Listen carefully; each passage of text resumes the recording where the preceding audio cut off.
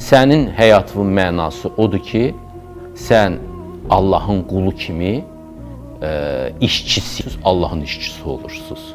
Allahın işçisi kimi işiniz də vardır sizin. O işiniz yoxdursa avarasız. Sutkada mən bunu açıq-açıq deyirəm. Ya bütün insanlar əgər Allahın işçisi deyilsə, yalnız maaş qazanmaq üçün bir yerdə işləyirsə, sirkdə şəkər qarşılığında oynayan aydan fərqi yoxdur onun. O hələ insan deyil. İnsan olmaq üçün insanın Allaha qulluğu olmalıdır, Allah üçün işi. O iş nə xarakterdədir?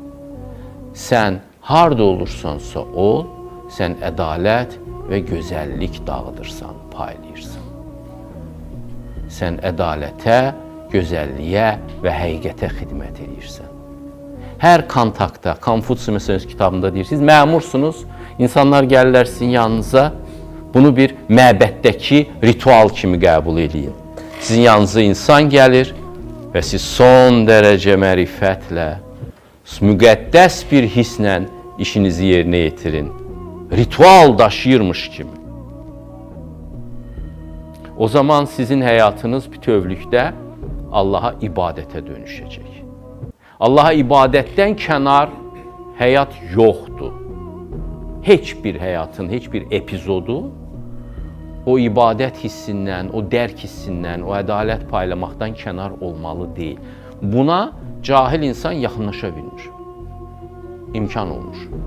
Amma özünü dərk eləmiş insan buna yaxınlaşır və burada bərqərar olur və nəhayət anlayır ki, xoşbaxtlıq nə deməkmiş.